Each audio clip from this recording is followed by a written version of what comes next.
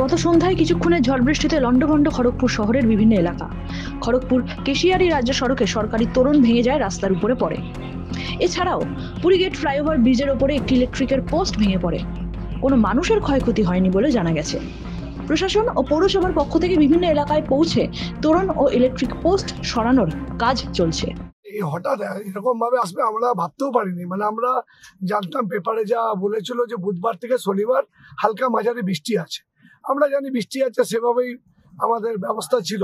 কিন্তু হঠাৎ যে ঝড় এলো, এটা কি করে এলো তার মানে আমাদের আগাম কোনো বার্তা ছিল না।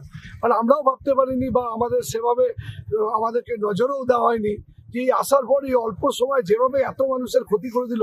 মানে আমরা এখনো কি বলবো, এই ঝড়ের এটা কাটিয়ে উঠতে পারছি না যে কি এই অল্প সময় এই 15-20 মিনিটের যে ঝড় খড়গপুরে যে মানুষের যেভাবে কত ক্ষতি করে দিল। পুরো রেলের রাস্তায় আমরা ঘুরছি, প্রত্যেকটা এলাকা আমরা যুব তৃণমূল কংগ্রেসের পক্ষ থেকে আমাদের কর্মীরা ঘুরছি, আমরা কাউন্সিলররা ঘুরছি, বিভিন্ন জায়গায় চেয়ারম্যানও এসছে। তো আমরা আশ্চর্য হয়ে যাচ্ছি যে অল্প সময় খড়গপুরের যত গাছ ছিল, কত গরিব মানুষের বাড়ি ভেঙে ছাদ ভেঙেছে, ক্ষয়ক্ষতির পরিমাণ যে কতটা দাঁড়াবে এখনো আমরা বুঝতে পারছি না। তো আমরা চেষ্টা করছি যে বিভিন্ন জায়গায় ঘুরে মানুষের যাতে রাত্রে কোনো অসুবিধা না হয়, মানুষের যদি ক্ষতি হয়, কারো যদি ট্রিটমেন্টের দরকার হয়, সেটাও আমরা ব্যবস্থা করে দেবো আমাদের সরকারের পক্ষ থেকে।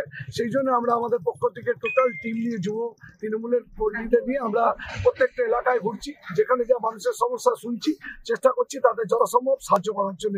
তবে এই ঝড়টা আমাদের কাছে মানে ভাবনার বাইরে ছিল, আনএক্সপেক্টেড ঝড়, আমরা তৈরি ছিলাম না। কিন্তু এই ঝড়, এই শিলাবৃষ্টি অনেক ক্ষতি করে দিয়েছে। ম্যাক্সিমাম জায়গা কারো ধরুন গরিব, খড়গপুরে তো রেল এলাকা নিয়ে চলে, আপনারা জানেন অনেক বস্তি আছে, অনেক ছোট ছোট দোকান আছে। ম্যাক্সিমাম জায়গায় কি হচ্ছে, রেলের বস্তিগুলোর দোকানের ওপর কারো পড়েছে, আমাদের কারো বাড়ির ওপর পড়ে গেছে, নতুন নতুন গাছপালা সব পরপর পড়ে গেছে। তো এখন এই এত রাত্রে আমরা চাইছি মানুষ ওই পরিষ্কার করিয়ে মানুষের চলাচল যোগ্য করে দেওয়া, মানুষ যদি কোনো অসুস্থ হয়, তার কোনো শরীর খারাপ হয়, তার ট্রিটমেন্টের ব্যবস্থা করা। কাল সকালবেলা বাকিটা দেখে আমরা মানুষের যে অসুবিধা, আমরা সরকারের কাছে কথা আলোচনা করে তাদের যাতে পুনরায় তাদের যে অবস্থায় ছিল সেই অবস্থা ফিরে দেওয়া হয় সেই চেষ্টা করি। খড়গপুর থেকে নিজস্ব প্রতিনিধির রিপোর্ট, এনএম নিউজ। আরও খবরের আপডেট পেতে সাবস্ক্রাইব করুন আমাদের ইউটিউব চ্যানেলটি আর বেল আইকনে ক্লিক করুন নোটিফিকেশনস পেতে।